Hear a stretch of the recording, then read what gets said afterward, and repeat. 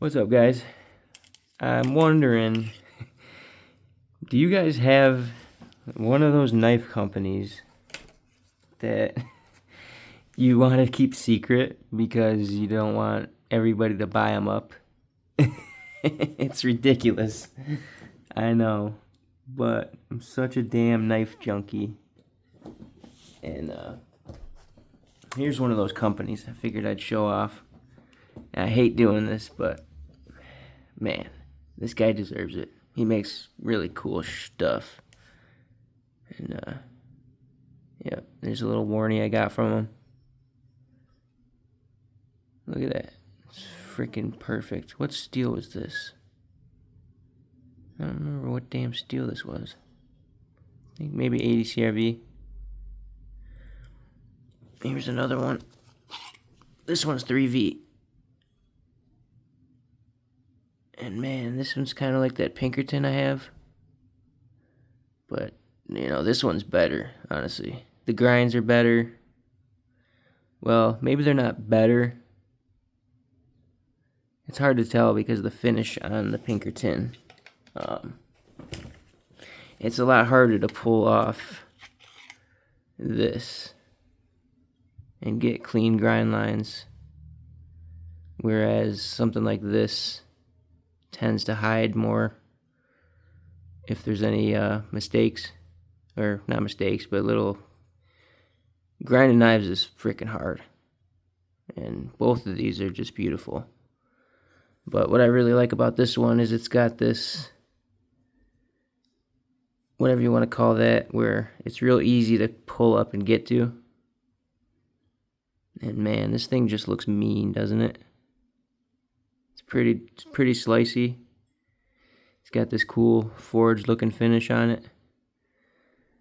The jimping is sweet. With these knives, you got to be careful though. You got to remember that it's got all these edges, because if you forget and you went and did something like that, it could be bad. But which one do you guys prefer? The Pinkerton or Losty Co? Who did it better? This one I told him I wanted wood, and Pinkerton, he told me this was basically the only wood that he had. And I just wanted this model so bad. I'm like, let's go for it. And I wanted something different than... As I originally saw this one on the Knife Junkie podcast, and he has a pretty cool looking one. And as soon as I saw it, I was like, man, I gotta have one. And then I liked it so much. I forget his name. Great guy. I had Lostico make me this one. And it's like he molded my hand. This is just absolutely perfect. I couldn't have asked for any better. The sheath, well, actually, if I'm being honest, the sheath does have a little rattle to it, but nothing crazy. I'll show you. See that? If it's just on you, it's not gonna rattle. It's only if you... Oh, never mind. Yeah, it's got a little rattle. But the other one's good. This is like one of those 3-finger knives, where if you put a lanyard on it, if you wanted to do something like that, it might make it better for you. But these are hard to get anyways. He doesn't keep like certain models in stock. It seems like he just kind of makes whatever he feels like making, and either you get them or you miss out. And you can tell this guy he's either been doing it forever or he's just a natural. Because, I mean, these lines, it's so hard to pull off. Even with a jig doesn't just, suddenly make it easy. Knife making is so hard, especially just small time makers. And to be able to pull something off like this, that what do you call that? Like the scalloping on the handles. I've seen some ugly, ugly scalloping. And I think this looks pretty cool. What do you guys think? I'm going to try to make some more of these videos. Because, why not, you know? I love knives. I'd love to see what you guys are carrying, what you guys like. Here's another one I just got sitting in front of me. For some reason, I've always liked these hawkbill type. Just something about them. They're just so mean looking. And I hear people say, you know, you need training and stuff like that. I'm like, if you can't defend yourself with a giant bear claw, I mean, what are you doing? But, you know, obviously, most of us aren't in that situation. It's just kind of a hobby for me. I've been selling a bunch. And that's another reason I kind of wanted to start doing this, just to get some of these knives on video, just so maybe I could go back and look, or, you know, I know other people appreciate seeing them. Here's another one. This is a Station 9. I'm not sure the model name of this, but this is really, really, it's hard to describe how perfectly. This is another one of those knives where I feel like he just made it for me. And man, this is mean. Just mean looking. And it just feels like you could do some stuff with this.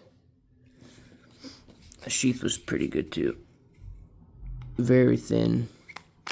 I kind of been carrying it samurai style. Which I don't really try to carry stuff like this on me when I go outside the house, because I'm not trying to go to jail. But yeah, I wish I could do lives. I need 50 subscribers before I can do lives. But man, I'd love to hear what other people are carrying and what other people like and stuff like that. Here's just another one I got sitting in front of me. This is an auxiliary manufacturing. I wish I would have grabbed the names of some of these, but I actually added these on myself. I know I didn't do the best job, but it does its job. It's so when you go to pull it up out of your pants or sheath or whatever, it doesn't slip. It catches on there, and you can really get a good grip and pull it out.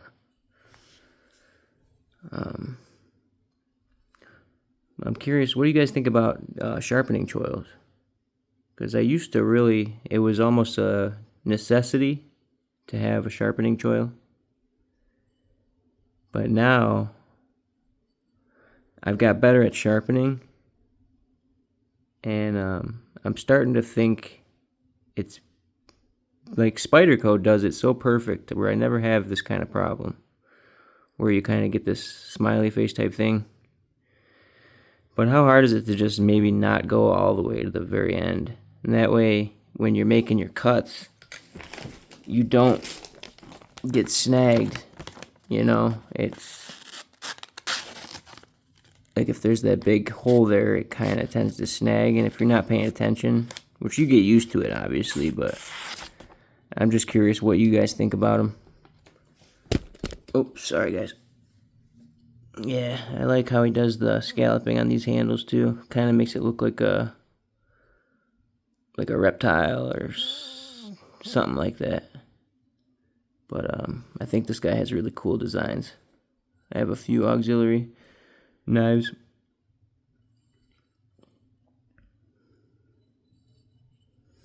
He does the sheath really well too. And he always gives you these DCC clips, I believe they're called. And it's just like a perfect way to carry these. But yeah, again, I don't try to carry these aggressive type knives outside the house, really.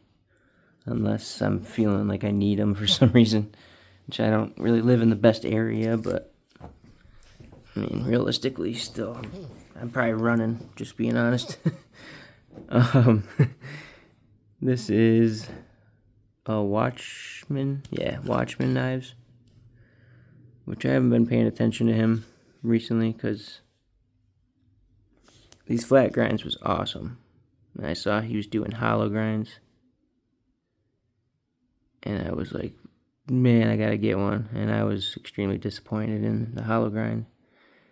Like, how are you gonna make the hollow grind even thicker than the flat grind? But, and they're also really, really expensive.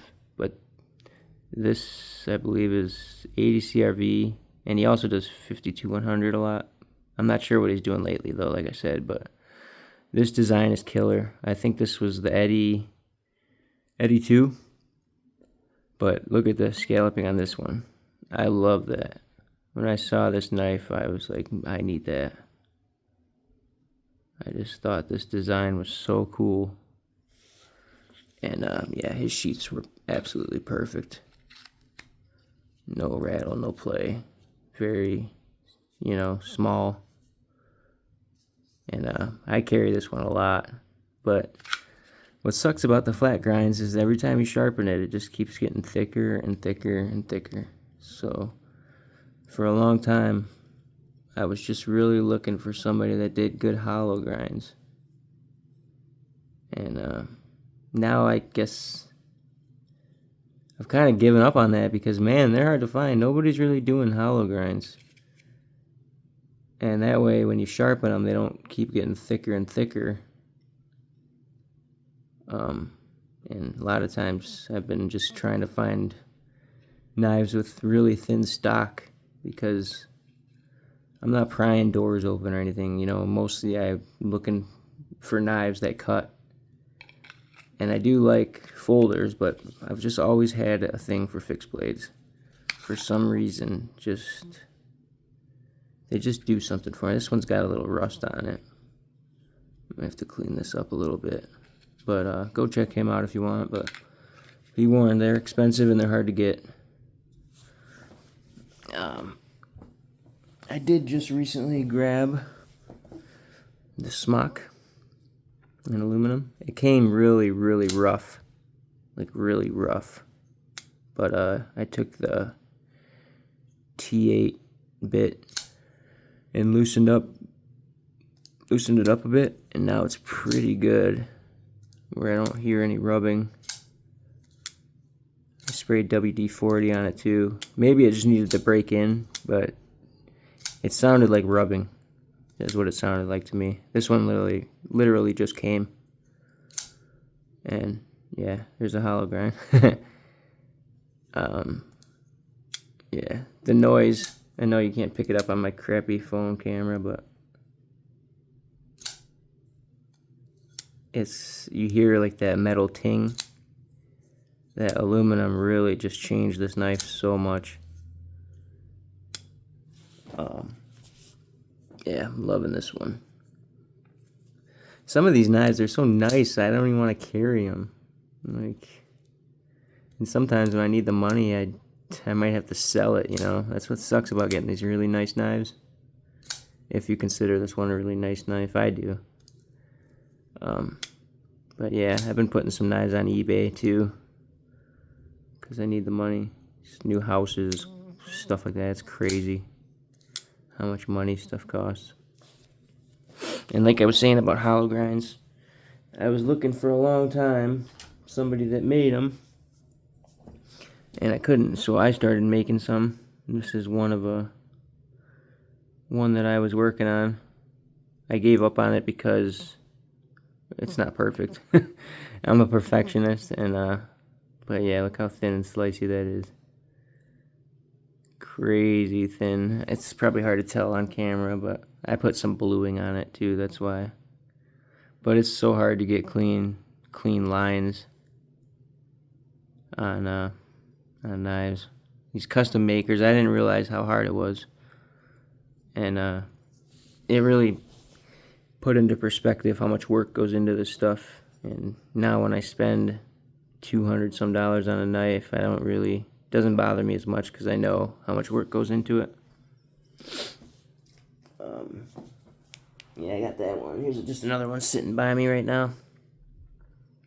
This is one I forged out a while ago, and then I put a handle wrap on it and I epoxied it so it's real hard. And this is so thin, but man, it really feels good. It feels good. Lines came out pretty good. Just something about that forged look. I think this was 52-100 steel. Yeah, pretty clean. I made a sheath for it. The sheath is it was a while ago, guys. Don't laugh. But yeah, here's the sheath for it. Little pocket sheath. It's alright, but this needed like either some more stitching or a button or something. It's fine. It's just a little looser than what I would have liked. Here's another one I got sitting right in front of me. Maybe I should have done these all in a bunch of different videos. Try to milk it so I can get my 50 subscribers. So I can do live streaming. If YouTube will even let me, who knows.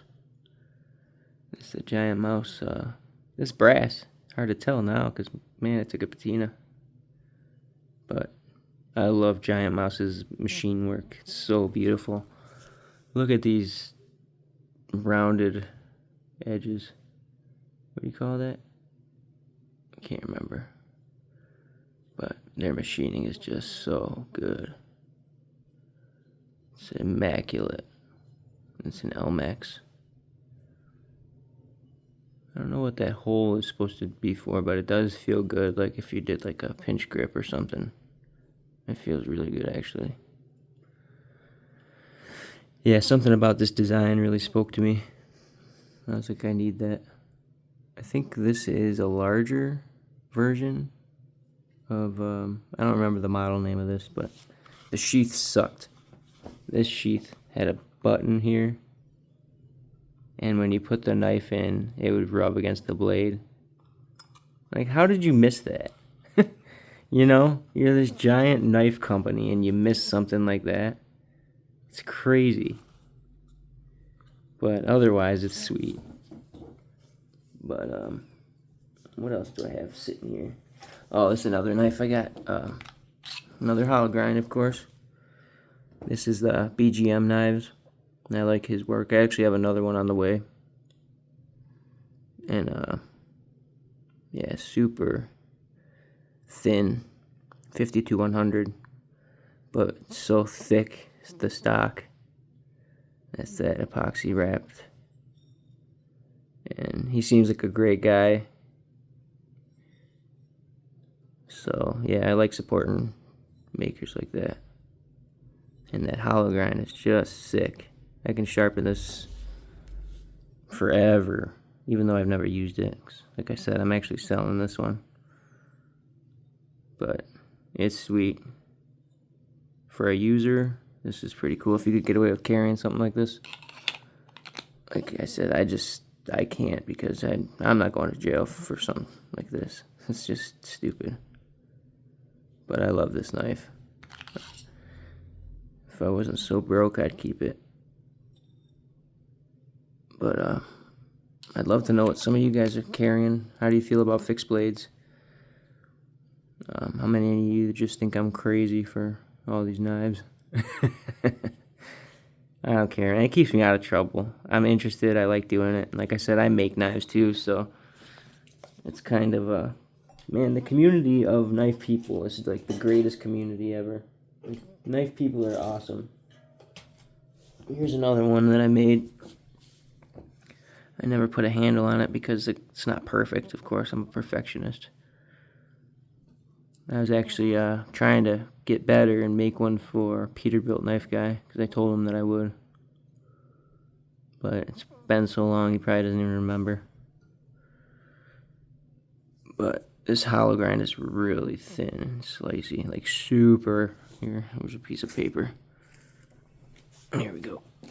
This thing is so slicey. And this is why I started getting into custom knives, because I just wanted something that would slice. Like, that's what I really need, is a knife that cuts. I don't need to be batoning or doing any of this hard use type stuff. It's hard to tell with this isn't like the greatest paper, but I could probably strop it up a little too, because yeah, I do use this one a lot. What steel was this? AEBL. And then it's so hard to get a nice finish. And then my grind was a little off, so I didn't finish. You can see it's a little crooked. I think it warped a little bit in the heat treatment. Hollow grinding. Everybody says hollow grinding is easier, but it's been very difficult for me. But I also added this. Like, I didn't want to just do traditional jimping. They also say that the jimping creates weaknesses and stress risers in heat treatment because of the sharp corners. It does something once you quench it. So I usually try to stay away from that. But this actually did the trick pretty good. Like, it does the same thing. It's just a little bit more wild. Pretty slicey. Anyways, guys, I'm gonna probably end it here. But if you can, hit a like for me and maybe subscribe if you can. Because, like I said, I'm just trying to get to 50 subscribers so I can do lives and maybe we can kick it together, have a little bit more interaction. Thanks, guys. Bye.